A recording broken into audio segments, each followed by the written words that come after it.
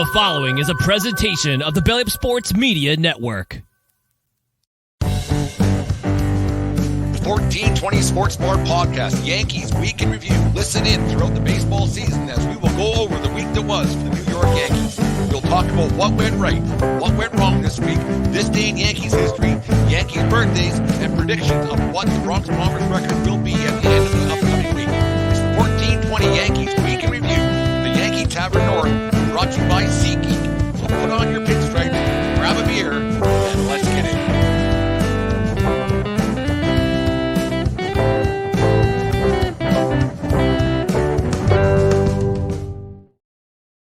All right, the last Yankees Week in Review, I think, for this season. Not much to talk about anyways after Sunday. We'll get into that in a little bit. Today's show is brought to you by SeatGeek.com and the SeatGeek app. Use promo code 1420POD at SeatGeek.com today and save yourself $20 on your first purchase there at SeatGeek. Remember, we are part of the Belly Up Media Network. Go to BellyUpSports.com for all their great articles and other podcasts as well there at BellyUpSports.com. And thank you for making us a part of your day each and every day here from 1420 World Headquarters, otherwise known as the Yankee Tavern North. Lots of shows. Dave and I had a really fun show last night. You guys make sure you check that out later on today once you're done listening to this one. What now? The season's coming to a screeching halt on Sunday. The Yankees currently sit at a record of 81-78. One more win will be the 32nd consecutive season where the Yankees finished above 500. They won 2 out of 3 in a series with the Toronto Blue Jays. It kind of ruffled slowed down the celebration plans at the Sky Dome in Toronto there to clinch a playoff spot. 2 shutout performances by the Yankee pitching staff. One by Gerrit Cole, was one for the ages to end his season. We'll get into that in half a second as well, but it's you're gonna wrap the season up with 3 against the 105 loss Kansas City Royals, and it can't. I don't think it's a very good thing that the season's going to end this way with 3 against the Royals. They'll probably win, and I'll tell you why. It's going to be a season right now that the Yankees they were not very good throughout the year. They're going to finish basically with 84 wins, more than likely, 4 or 5 games out of a playoff spot. So it doesn't look too good too bad on paper. Sorry, it looks like they had not a bad season. Yankee standards and Yankee fans, they always want to be in the playoffs, and it's an attainable goal now that 12 teams make the playoffs every year. You'd think that it wouldn't be that hard, but the Yankees, they did make the playoffs this year. They had understandably, it was a frustrating season, a lot of injuries, but every team gets injuries, a lot of injuries, a lot of situations, a lot of players that didn't perform up to their the back of the baseball card, I guess. But there's a lot going on. Reported by Bob Clappers this week that Hal Steinbrenner is going to have an independent review of what went right, what went wrong with the Yankees. He's tired of spending $100 and some million or $200 million or whatever it is on his payroll, $300 million and over $1 billion, I guess, since the Yankees have won a world championship in 2009. And so it's one of these situations now where Steinbrenner said, you know what, enough's enough. Other teams are not spending money. Other teams have success. Other teams are doing it. So what are we doing wrong? And not so much on the personnel side of things. Apparently they want to get down to the bottom of the organizational, what's wrong organizationally. They want to see what's wrong in the minor league system, what's wrong in the analytics system, what's wrong in the office. It's not so much of the players and everything going wrong, but you can see that with your own eyes. But they just need to know what's going right and what's going wrong in the 161st and River in the Bronx. So it's not been a good stretch for the Yankees. Yeah, they made the ALCS last season. They only get swept away by the Houston Astros in 4 straight, and you think that would be an okay situation. You can be kind of satisfied with that, but to have the season that they did this year, it's an odd situation. It doesn't look good. The record is basically like, if they get that 3 wins this weekend, which I suspect they will, it's a bad situation for Hal Steinbrenner and for Yankee fans like myself, because nothing is going to change. In my belief, having this stupid analytics look at and this stupid investigation, it's a waste of time and a waste of money. If Steinbrenner, whatever he's paying these guys, he wants to come and talk to me, I'll let him know. The worst thing could happen this weekend is getting those 84 wins and only finishing a few games out of the playoffs. Numbers guys can twist and turn things no matter what. Numbers guys, that's what they do. Numbers don't lie. That's how they are. They can say, well, if Aaron Judge didn't get hurt, there's 3 or 4 more wins. If Anthony Rizzo his head doesn't come in contact with Fernando Tatis Jr.'s knee, then there's two more wins. So all of a sudden you're at 90 wins and you're in a playoff spot. If you can get some pitching out of Nestor Cortez, and he can repeat what he did last year. Remember, I said he was not going to repeat what he did last year. It's just one of those things where numbers guys can twist and turn things and make it sound like everything's hunky-dory, peachy keen, jelly bean in the Bronx, in that locker room, and things are going okay. The problem is that numbers, you know what, they don't lie. 1 + 1 is always 2, except when it comes to baseball.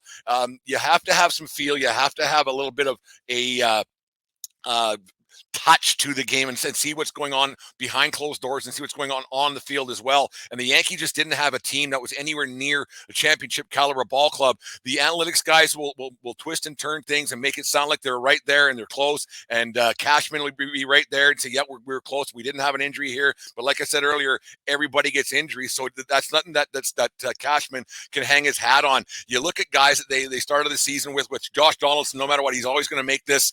He's going to make the 1420 podcast and the Yankee Week in Review. He'll make the hits no matter what. But they go into a season with a guy like Donaldson that the analytics guys love. They love spin rate and they love exit velocity. And they went out and got him. They went out and got Harrison Bader with his injury. For some reason, they always end up getting guys with injuries. Look at Frankie Montas, and Rodon. He's had injury problems in the past. So they go out and they get these guys who get injured a lot and they don't live up to their billing. And it's one of those things that hopefully this independent review crew sees through all the BS of numbers and things, because it doesn't work. Whatever the Yankees numbers guys are, because everybody uses analytics, there's no getting around that. Every team uses them. Some teams use them better than others. The Houston Astros are one of the most heavily analytic-driven teams that there is. They won a world championship last year, and they're probably going to the playoffs again this year. It's all probably going to work out that way. Seattle's on the outside looking in, although they had a pretty good game last night. They should have won that game earlier, but anyways, that doesn't much matter.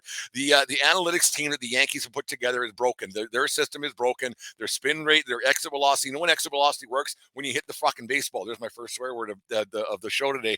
But when they hit the baseball, and that's one thing that the Yankees don't do, is hit the baseball very well. They went through 81 games or 82 games with guys hitting under 200 in the cleanup position. That won't get it done. You get guys on base, yeah, 100%. Guys get on base. The old Moneyball thing. But if you don't get guys on base, or if you do get a couple guys on base, and your four-hole hitters hitting under 200, you know what? You're not scoring any runs, and that was the Yankees' problem all season long. And it's just simple baseball. You have to put the ball in play, and that's what the Yankees don't do well, and they haven't done very well for a long time. This exit velocity crap does not work for me. You need to put bat to ball to have any kind of numbers, any kind of anything. If you strike out all the time, you know what your exit velocity is? 0. It's simple. It is ridiculous and I hate to keep knocking on Giancarlo Stanton, but I'll not. Actually, you know what? I don't hate knocking on Giancarlo Stanton. They got to find a way to DFA him, to buy him out, to do whatever it can possibly be done to get rid of this guy. He's looking worse and worse as the season progresses. Yes, it's a long year, and yes, he's probably tired, lugging that big body around. But when he got thrown out at home plate from left field the other day, Bichette on that ground ball, he was out by a lot. Yeah, the umpire, he boated that call a little bit, but he was out by a lot, and it wasn't close. He lumbers down the baseline. He can't hit. He strikes out a lot. He's hitting 188 right now. It's time to just find a way to get rid of him. So, like, now, one of the now what's with the Yankees is get rid of Giancarlo Stanton. Find a way, eat the salary, whatever, trade him, like whatever you got to do. That's one of the what ifs. And the analytics guys, yes, I know they're not going to like that, because when he hits it a ton, but he doesn't hit it enough. So Stanton is the first thing that has to happen. He's got to go. He's got to see you later. Bye-bye. And another thing you get thinking about, you got to, like, the Yankees, there's something inherently broken with their system, because you have a guy like Aaron Hicks. Yeah, I was hard on Hicks throughout the last couple of seasons as well, and he hasn't done a whole bunch since basically, I think it was 2018 on July the 1st when he hit 3 home runs on the Sunday night game that I was at. Against the Boston Red Sox, unbelievable atmosphere at Yankee Stadium that night, and Hicks getting 3 bombs was something to behold, because that doesn't happen very often, obviously. But Hicks didn't have much of a career with the Yankees. It went sideways, and they're paying him $10 million a year. I think they're paying a lot of his salary to be in Baltimore this year as well. It didn't go well for him in the Bronx, and getting bought out and everything else, and see you later, DFA'd, and then they get picked up by Baltimore. Why is he hitting 279 in Baltimore with X amount with 7 home runs, chipping in and going to the playoffs? What is wrong with the Yankee system that that it's working in Baltimore for Aaron Hicks, and he's a good ball player, he's athletic, but it didn't work for Hicks in the Bronx. Are pinstripes just heavy? Were they're just too heavy for Hicks? That might be it, but there's something wrong with the Yankee system that the guys are striking out so much, not putting back to ball, and things aren't going well. It's got to be something wrong with the way the Yankees do things. It has to be that, because they have talent. They have guys who can play baseball. And over the last few years, they've just gone the wayside. There should have been a championship team in 2019, maybe one in 2017. But this team right now isn't close. And that's what scares me about this weekend, is winning 3 games. The analytics guys are going to say, you know what, it works. Cashman's going to come out and say it works. If we didn't get this, like I said earlier, if Judge and Rizzo, and if they had a decent year out of Severino, if he puts together 4 or 5 better starts, you just never know what might happen, and they might have a situation where they're in the playoffs. I don't think they're going to find anything earth-shattering that I couldn't tell them. Why they don't just come down here, why Hal doesn't come down to the Yankee Tavern North here in Lethbridge, Alberta, and have a chat with me, and I'll tell them exactly what's wrong. They strike out too much. It's actually that simple. Why they strike out that much, I have no idea. There's got to be something wrong with that, with the way that they teach things. That extra velocity, like I said, doesn't work. I don't think Boone's going anywhere. I think Boone's going to stick around for quite some time, because Aaron Judge quite likes Boone, and there's going to be a meeting at some point this offseason where Judge is going to sit with Hal and say, okay, here's what I think, here's what I know. You're paying me $400 million for the next, or $360 million for the next 8 years, or whatever is left on that contract. He's going to have a bit of a say on what's going on there, because, you know, your heavy hitters are going to have that, and then Cole's going to have the same kind of weight. But Cole's a pitcher, and they're a different breed. So the everyday guys like Judge, and the weight that he carries when he comes out and to say that the season was a failure, unsuccessful, unmitigated disaster, whatever words he said he used last Friday. That's going to hold some weight for sure with Steinbrenner. He's going to want to know why it went so wrong, and what Aaron Judge might think. And I think that that Judge is going to give a ringing endorsement to a guy like Aaron Boone and keep him around, because Boone's a manager's guy. He's a player's manager guy. And he's one of those things that he's not a bad manager. He's just not great. And he's had a winning record every year in the playoffs every year except for this year. So I think Boone's going to be okay. I think he's going to stick around, but I do think they got to go out and find a bench boss, kind of like the old Don Zimmer back in the day with Joe Torre, that can be a good cop, bad cop. Yes, because managers' hands are tied, and everything rolls through the GM's office. And the analytics guys and everything else have a lot more say with their iPads and everything else in the locker rooms, in the dugouts nowadays. But I think they got to find a guy that can come out and be a bad cop to Boone's good cop. Once in a while, a player's got to be told, you know what, you're not doing so well. It's not the umpire's fault. It's your fault. It's your fault. And I don't think Boone's that guy, because you got to have your guys on your side. You got to have your team on your side as a manager. And I don't think that Boone's going to be going anywhere. I think he's sticking around. The one thing that I do think might just happen, I could be crazy, they might change the title for whatever Cashman's title is. You might see him kind of maybe get pushed up to the wayside of the baseball operations, because you remember last offseason when they ended up signing Aaron Judge to that big contract. It wasn't Cashman who got that deal done. It was actually Hal Steinbrenner. And Steinbrenner's the guy that made the final call. He made the deal. He got it all taken care of at the last minute when he was going to be signing with the Giants, and the arson Judge thing and everything else we've talked about here ad nauseum. But you look at that, you wonder, that is Cashman's job safe? Because he might be the guy to be the whipping boy. Rightfully so. He shouldn't be around anymore. And that's just one. I don't think that's just a me thing. I think that's every person, not even Yankee fans. I think that's a baseball fans in general who saw that this year what didn't go very well. Because no matter what, people like seeing the Yankees lose, but they like seeing the Yankees in the playoffs too, because that's more excitement. But it's one of those things I think you're going to see Cashman might get put out, because I don't think you're going to get that ringing endorsement from Judge towards a Brian Cashman. Cashman isn't he's not well liked in Yankee lore. Remember the situation he had with Jeter, and that might be the same situation he has with Aaron Judge. It's all speculation for me, but it's one of those things. You just hope that the window dressing that was the month of September with the call-ups that happened, they didn't do all that well. The only guy that was any good was Dominguez. Really, when it comes down to it, he got hurt, and he's out until at least next July, I think. So they got to find a center fielder next year. And once again, they got to find a center fielder, and then they got to find a left fielder, and then they still got to find a third baseman. So there is some problems there in Yankee land, but you hope that the lipstick on the pig and the window dressing that was the month of September, where they ironically had the best record in baseball in September, you hope that doesn't add to the ammunition, to the gun, to the fuel of the fire, that Cashman will have some rapport with Steinbrenner and say that things were okay. Things were on the up and up. We get Judge back, and look what we did. I mean, Judge would have hit probably 60 home runs again this year. It's tough to say 60, but 55 if he would have been wouldn't have ran into that wall at Dodger Stadium. So the whole thing is, it's going to be a weird situation to see how it all pans out. I don't know what they do. Can they go out and get a guy like Blake Snell to shore up their pitching rotation? Because I don't have much trust in Rodon. I don't have much trust in Nasty Nestor Cortez coming into the next season. They got to find a way to keep all these guys healthy. They got to find a left-handed bat. They got to find a guy who can play the outfield a little bit. I would bring back IKF on some kind of a deal. I know that's that's strange to hear from me, considering how hard everybody was on IKF when the season first started, and then last season as well. But I would bring him back at a good rate, because the guy can play baseball, and give him an everyday position, or just keep him as a good utility guy. You got to find a way. Like, is Rizzo going to come back next year? Who knows? Because concussions are a scary thing. You don't know how long that can last. It's one of those situations that you have a season that went to waste. For you only get so many years of Aaron Judge, and you only get so many years of Gerrit Cole, where these bodies are going to break down. Cole's going to be okay for a few more years, 2, maybe 3, where he'll be a dominant guy, Cy Young Award, Cy Young kind of guy for a few more years. But eventually, those arms wear down a little bit, and Tommy John happens and everything else. But Judge, he's a big, heavy body, and he tends to get hurt. Like the one this year was a freak accident. It wasn't an oblique. It wasn't a strain like a lot of these guys are getting. It was an actual accident that happened. And the same with Rizzo. So you can't blame the analytics department and the medical staff of the Yankees for those two.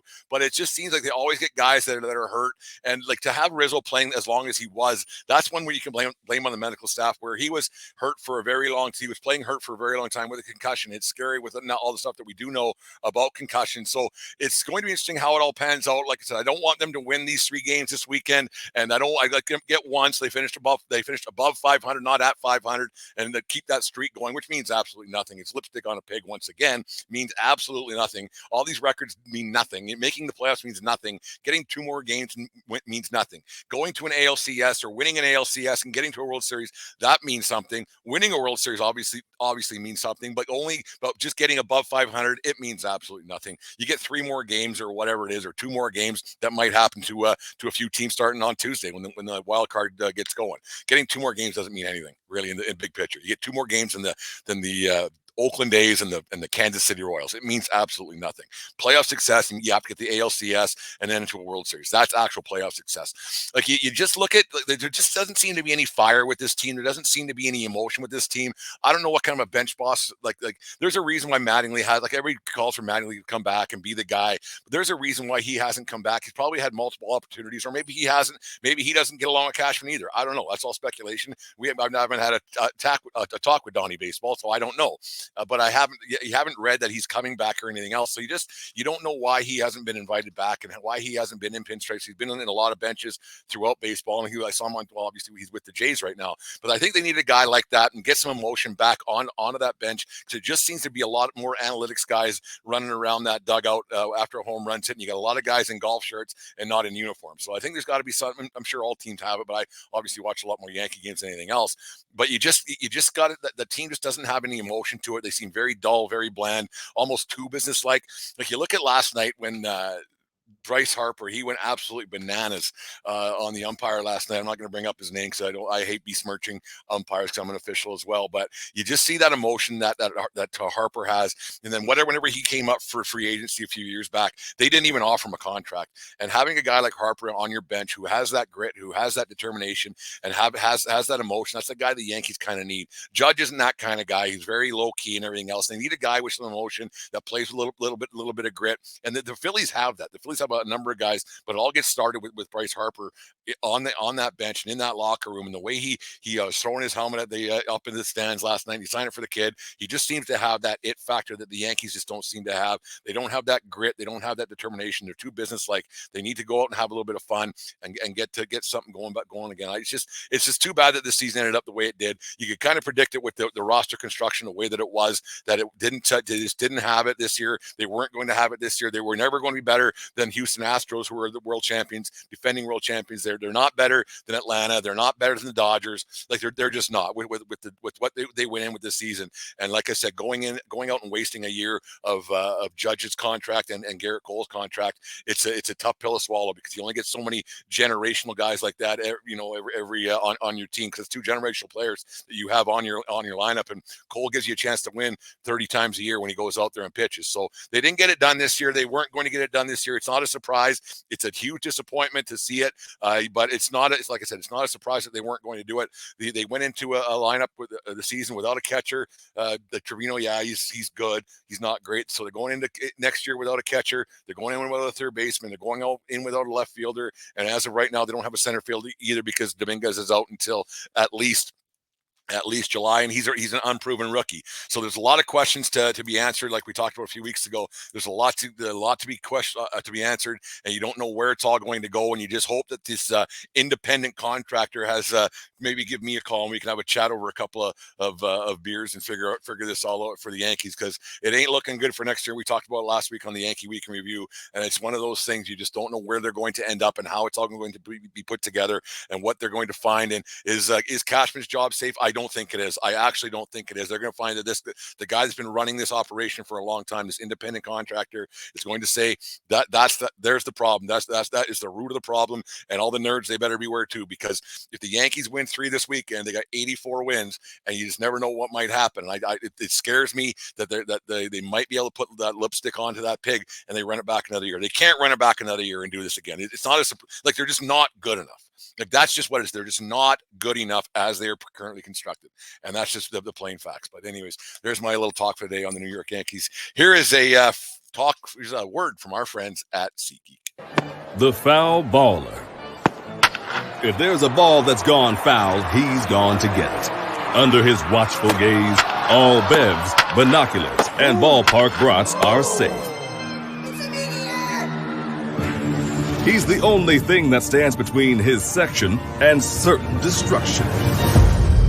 That's why he only trusts SeatGeek with his tickets. The ticketing app trusted by fans. SeatGeek, so fans can fan. All right, on this day in 2009, the New York Yankees beat the Kansas City Royals 4-3 in front of 44,794 people at Yankee Stadium in the Bronx. A.J. Burnett went 6 and a third, gave up 2 runs, 1 earned, striking out 8 while walking 3. Mark Teixeira went 2 for 4 with his 39th home run of the year, RBI obviously, and Nick Swisher 1 for 4 with his 28th home run of the season as the Yankees got Juan Manera. There's a blast of the past. A Juan Maneras infield hit in the bottom of the 9th to score Eric Hinsky to complete the comeback and get their 102nd win of the season, en route to winning the 2009 World Series. What a team that Yankees team was. There's Robinson Cano sacrifice fly in the 9th to tie it up, and then Juan Manara, I forgot that guy even played for the Yankees, scoring Eric Hinsky. So on this day in 2009, the Yankees on their way to the World Series got a walk-off win. And happy 43rd birthday to former Yankee second-round pick Shelly Duncan, born on this day in Tucson, Arizona. Duncan played in parts of 3 seasons with the Yankees from 2007 2009, hitting 8 home runs in that span, 7 of them in that 2007 season, 83 plate appearances, not bad. He hit .219 for the Yankees and had 24 RBIs. And after the 2009 World Series, Shelly was granted free agency and signed that offseason with the Cleveland Guardians. Happy birthday to Yankee great Shelly Duncan. He's currently actually the manager of the Yankees AAA affiliate in Scranton of the Rail Riders. So there's happy birthday to Shelly Duncan. Forget about all these guys. You do a little bit of research and laugh, and there he is throwing to the great Andy Pettit, giving up a double to Shelly Duncan. Happy birthday to Shelly Duncan. And one more for you. Let's go with the old 1420 tip of the cap to Gerrit Cole on what should be a Cy Young Award winner. Great start the other night, like I said, against the Toronto Blue Jays. 2-hitter, shutout the whole bit. Phenomenal year. 15-4 record, 2.63 ERA, two shutouts, 209 innings pitched, 222 Ks. Gives the Yankees a chance to go out and win every time. So a little tip of the cap there to Gerrit Cole. Like I said, he's everything that he was supposed to get paid for. He earned his money this year. One of the greats in baseball. He's an all-timer, generational kind of guy that you won't see around very often. Pitcher, loves to strike guys out and everything else. So once again, a little 1420 tip of the cap to Gerrit Cole. Anyways, I don't know if I'll get another Yankee weekend review until something happens in this offseason. That Steinbrenner comes to senses, gets rid of Cashman, but this might be the last Yankee weekend review for the season. But make sure you guys check out our other podcasts we got going on, 1420 in the morning every day, and then we have obviously the 1420 Sports Bar podcast for Beer with Sports, talking a whole lot more every Monday and Thursday. We record, and a lot of fun with old Davey Boy and me. We had a few laughs last night at some other people's expense, so make sure you guys check that one out. That's all I got for today, guys. Make sure you guys have a good day, and remember, it doesn't matter where you are, it's who you're with, and go Yankees. You just listened to the 1420 Sports Bar podcast. For Beer with Sports, talking a whole lot more. We are part of the Belly Up Media Network. Let's get into it.